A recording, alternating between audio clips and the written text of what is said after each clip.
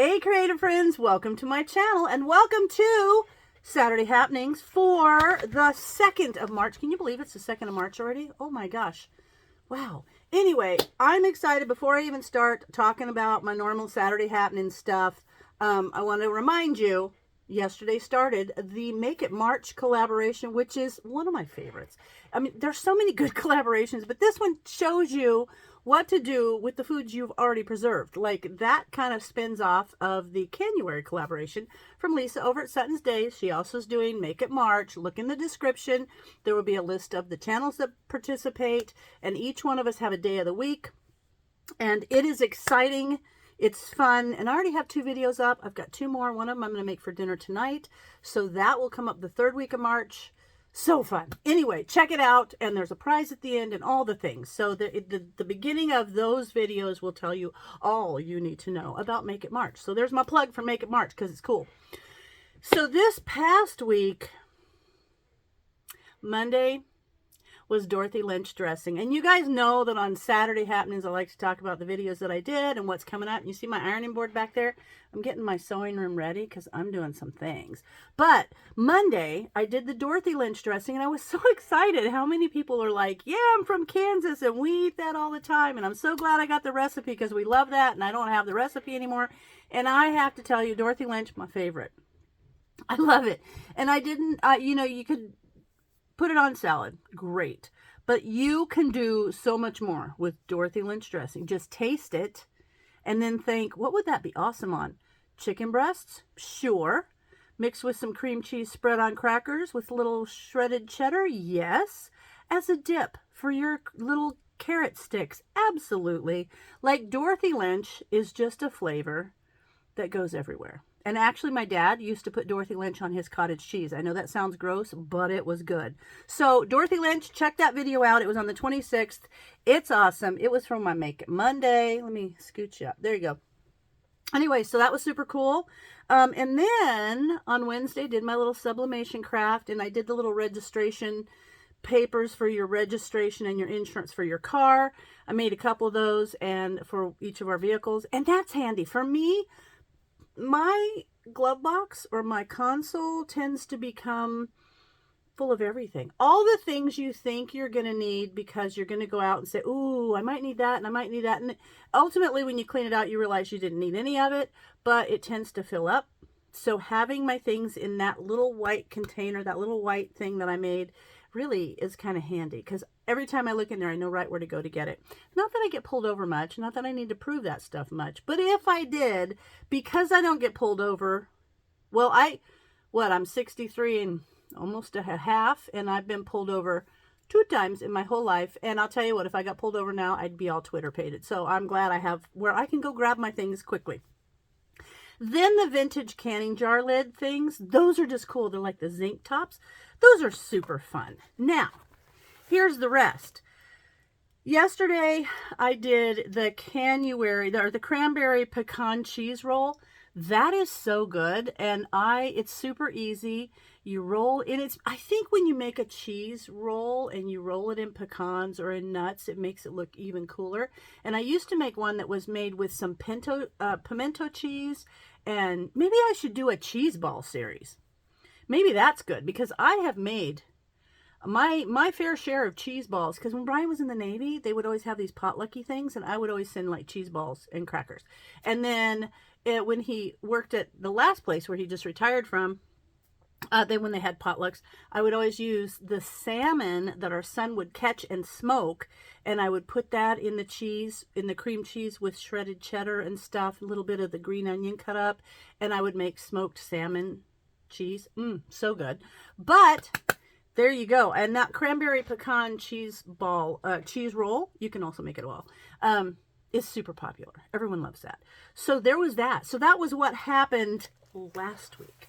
Coming up this next week, I have on Monday, you ever remember that little girl that used to say, it's shake and bake and I helped? Well, there's going to be the coating mix that is basically kind of like, you know, the master mix is like homemade Bisquick. This is like homemade kind of shake and bake stuff.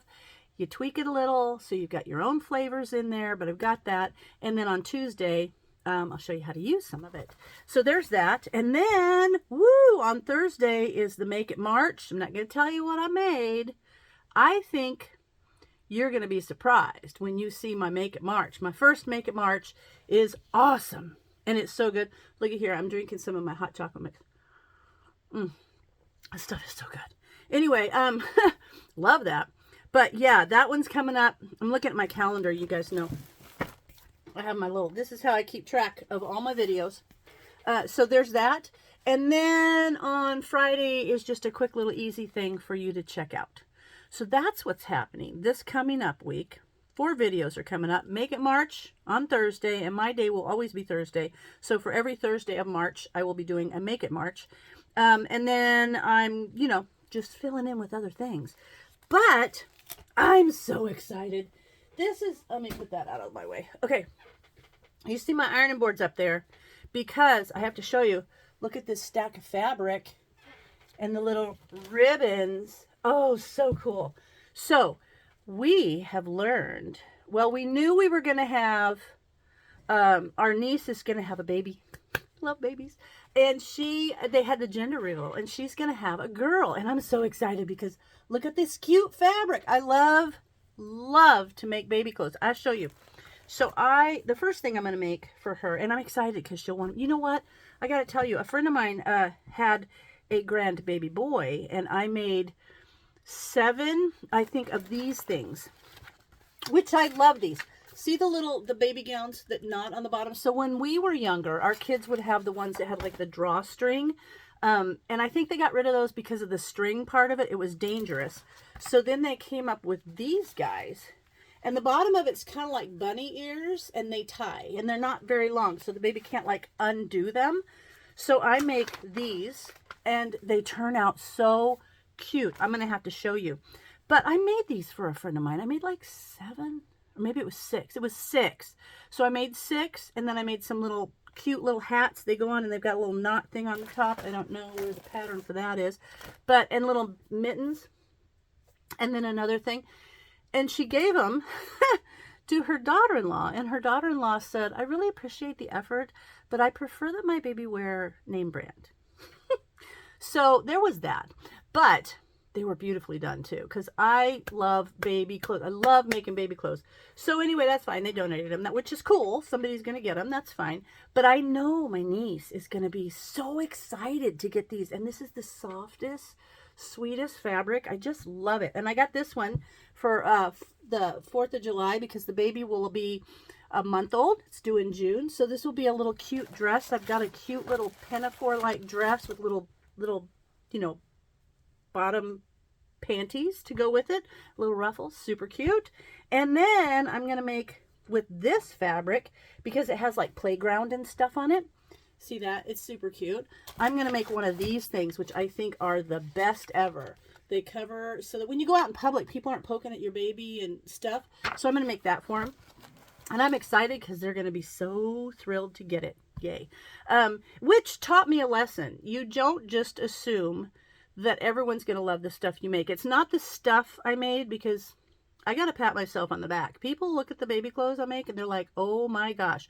So they're good. They're quality. They're nice. But you can't just assume everyone likes homemade things. So I always assume everyone would just love homemade things. And I learned a lesson on that. They don't. But I also got a cool thing. I have all these little ribbons. Because you know how they make those little, they're like a little thing for babies to play with, and they crinkle, and they're like a square, almost like you can make them like a little quilt patch, and then you put the little ribbons off the end so they can hold them. Well, when my grandma and stuff used to make it, they actually would use this is the wax paper that's the bag inside of the Cheerios that we get. See? Hear how that's crunchy? Well, I don't know. I save those because that is really thick, nice quality wax paper. And I actually like to use this. I'll cut it and put it in between layers of things I don't want to stick together. So that's kind of good. But I found this, and this is specifically made for crinkle toys. So see, it's like crispy. So you put this, I'm going to make some of those little blocks with the little ribbon things hanging off of them for little toys that go crinkle. Can you tell I'm excited? There's nothing I like making better than baby stuff. I don't know why. I used to make the baby stuff for my kids when they were babies. I just love it. But I got some cute fabric to make those little toys out of too. So, and it's all pinky and girly, and I love that. So that's going to be fun. That is my project. And actually today, the entire day is going to be making baby stuff for our future grand niece, which I am excited about. My sister-in-law is excited that I'm making it, and every time my husband, we talk to her on the phone, which is probably 3 times a week. She lives in Washington. Well, she lives in Virginia. She'll say, are you making that stuff? Yes, I am. I'm excited. Then I wanted to show you a cool thing. I made this. Our little shop in town, the Electric Hospital, I know I've talked about them before. They're amazing. They had a stitch along, and they're going to have these little stitch along classes where you can go and just work on any project you want. And I made, this is a pattern. See, it's a little bag. See inside? It's a little bag, and it's a wristlet so that when you put your stuff in here, this slides through there, and you can just put that on your wrist. Some people call it a Japanese knot bag or a wristlet bag. Anyway, this is not very firm because I didn't put any interfacing to firm it up, but I will next time. And I just thought that was kind of clever. So I made that, and I might make some more. And the trick is the handles are super cool. You use a thing called a burrito method to roll them up and turn them right side out. That was a fun thing to make. And I just say, if you have one of those sewing stores, go ask them to have one of those classes because it's just camaraderie. It's fun. We had a good time. Of course, I have a good time anytime I am canning with people, cooking with people, crafting with people, sewing with people. I don't care. I just enjoy getting together with like-minded people doing stuff. And so, the last thing I want to show you, I took Vi to the thrift store the other day. She likes to go to the hospice thrift store. They got good stuff, and it's really nicely done. That thrift store is so well managed. I love it. But I found over in the patterns, because you know I always go back to where their sewing stuff is, an entire little selection. If you guys know what work basket magazines are, and if you loved them, you will know how excited I was when I found these. Looky, look. Like the oldest one is from there's 73, 74. The oldest one is from 69. But if you're not familiar with work basket, this one, 69. Work basket magazines, and I'll tell you a tragic story with my work basket collection, but I'll show you. They were a quarter. Well, in 60s, they were 25 cents, and they went up to 35 cents. But they usually have knitting and crochet patterns in them. They also have recipes, which now we get to call those vintage recipes. And I'm excited because you know I love vintage recipes. And I like to look at the old ads too because they're classic. They're so much fun. And then, you know, you'd be able to see the patterns and you could order the patterns from them. These are work basket patterns and they, you know, you can see them. And then home sewing hints. And you know what? A hint from 1975 is probably just as good of a hint in 2024. So I love reading those. And then what else is this one? Oh, this one has fruit gel favorites, lemon love squares. There's some recipes for you. Sweetheart fondant wafers. Some of the recipes back in the day were a little bit funky, but they always turn out good anyway. So it's kind of cool. Oh, look at this. The Wilton Enterprises Cutest Cakes on Earth. I have to tell you, they used to have where you could make a cake and send them a picture and they would choose to see if they wanted you to demo their stuff. And of course, I did that. I never got picked, but I would make cakes and send them the pictures a lot. And I think, why don't they pick that? Because it's perfect. But then here's some cookies, Speedy Brown Bread. That's so crazy. I didn't see that before, but I actually just opened a can of brown bread for Brian. He loves brown bread. I didn't know that recipe's in there, but now I know. I might have to mark that. But cute. Anyway, so I'm excited to have these. But here's my story on the work basket magazines that I had. I used to have a huge collection, probably 100 or more. Big box, like a great big box of work basket magazines that a woman from the church I went to knew I enjoyed reading them. So she said, you know, I've collected them for years and I'm giving them to you. And that was when we lived in Virginia. Anyway, so funny enough, when we moved to Japan, we had a problem. And what happened was our shipment was like months late. Like they couldn't find it. They lost our shipment. And so what happened was we left Hawaii to go to Japan for the first time. And what they did is they don't ship, well, they didn't then, directly from Hawaii to Japan. It had to come back to California, to San Diego, and then, or Sacramento or wherever, and then get moved on to a ship that's going to Japan. Well, months went by. They couldn't find our shipment. Didn't know where it was. We had this loaner furniture. And all of a sudden one day they said, we've got your shipment and we can bring it to you tomorrow. When we get there, we need to talk about a couple things. We're like, fine. So they showed up, and the military will box all your stuff in these great big wooden crates. So this semi-truck shows up, and it's got these crates on the back, and they're bringing the crates in. The very last one had like red tape on it. And they said, okay, before we open this box, we need to tell you about this box. I said, well, what happened with it? Well, evidently, when they were moving it from the barge from Hawaii to wherever, or from there to the barge to Japan, at one of those movings, they dropped it into the ocean. So it went to the bottom of the ocean. They were able to fish it out and stick it up there. They were like, it's probably damaged because it was submerged for a while before they were able to retrieve it. So that was fun. So when they opened it, there was literally sand on the bottom of it. Our daughter's brass bed was in there. That salt water doesn't do well with brass. And my work baskets, a bunch of my crafty stuff was in there, but my big box of work baskets. And they were just destroyed. So when I saw these at the thrift store, I was super excited. I love these. I would love to have had my collection of work baskets that I had in the day, but I can start. I never thought about looking at thrift stores for them, so I'm going to do that. Anyway, there's some fun recipes, there's some fun projects, and I will be looking through my work baskets. But for now, I got to get to doing some baby sewing because I love it. So that, I think, is it for this week.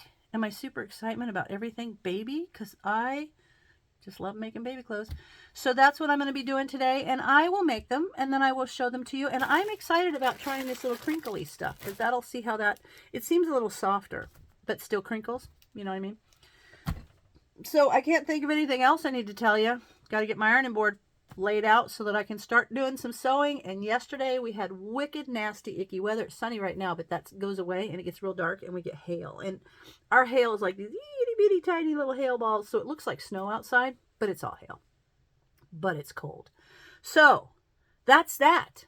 I hope you guys have a wonderful weekend. I hope you're going into March with a bang, marching into March, and I hope you check out the Make It March videos and for the whole month. It's just fun. So as always, thanks for watching, and I'll see you in my next video.